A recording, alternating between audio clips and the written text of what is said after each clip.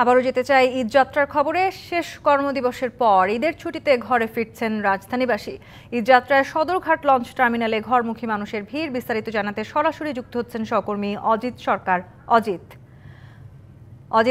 আপনি এই মুহূর্তে সদরঘাট লঞ্চ টার্মিনালে আছেন। লঞ্চ ছেড়ে যাচ্ছে কি ঠিক সময়, এবং যাত্রীদের আসলে কেমন ভিড় দেখছেন লঞ্চ টার্মিনালে? আসলে এখানে ঠিক সময়ে আসলে লঞ্চ ছেড়ে যাচ্ছে। আজকে আপনি জানেন যে শেষ কর্মদিবস হয় আজকে, আসলে সন্ধ্যার পরে কিন্তু এখানে আসলে যাত্রী সংখ্যা কিন্তু এখানে বাড়তে থাকে।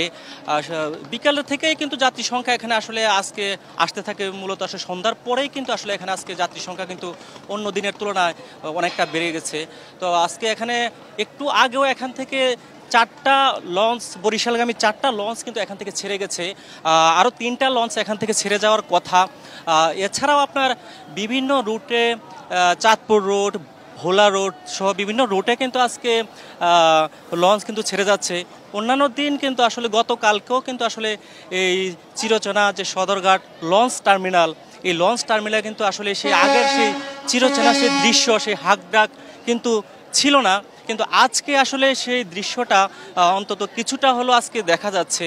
আজকে লোক সমাগম আসলে সদরঘাট লঞ্চ টার্মিনালে অনেক লোক সমাগম আছে, অনেক যাত্রী আসলে তারা আসলে দক্ষিণাঞ্চলের বিভিন্ন জেলায় তারা কিন্তু আজকে যাচ্ছে। উৎসবের খুশি হবে নগদে বেশি, কারণ ঘন্টায় ঘন্টায় আছে গিফট জেতার সুযোগ। আপনাকে যদি দেখাতে চাই, আমরা আসলে এখানে আজকে মোটামুটি লঞ্চগুলোতে আসলে কয়েকটা লঞ্চ এখানে দাঁড় করানো আছে। আসলে লঞ্চগুলোতে কিন্তু যাত্রী সংখ্যা কিন্তু আসলে ভরপুর বলা যায়। 3টা লঞ্চ কিন্তু বরিশাল, 3টা লঞ্চ কিন্তু এখান থেকে যাবে। তো আমরা আসলে এখানে যে BIWTA কর্তৃপক্ষ তারা যেটা জানিয়েছে যে এবারের ঈদযাত্রা নির্বিঘ্ন করতে সম্পূর্ণ তারা কিন্তু বিভিন্ন পদক্ষেপ কিন্তু তারা গ্রহণ করেছে।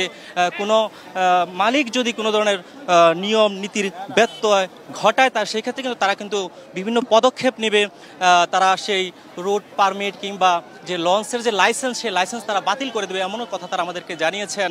আর যাত্রীদের সঙ্গেও আমাদের আসলে কথা হয়েছে, তারা বলছেন যে অন্যান্য বারের তুলনায় এবার কিন্তু তারা স্বস্তিতে নিরাপদেই তারা আসলে যাত্রা করতে পারছেন। তারা আসলে অনেকটাই আমাদের সাথে যেটা স্বস্তি ফিল করছেন।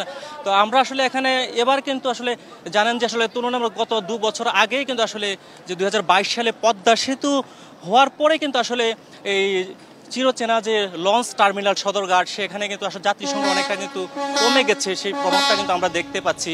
কিন্তু এবার কিন্তু আসলে মোটামুটি আসলে কিছুটা মনে হয়। জি অজিত, ধন্যবাদ আপনাকে। দর্শক, আমাদের সহকর্মী অজিত সরকার যুক্ত হয়েছিলেন সদরঘাট লঞ্চ টার্মিনাল থেকে। লঞ্চ যাত্রার সবশেষ খবর জানাচ্ছিলেন।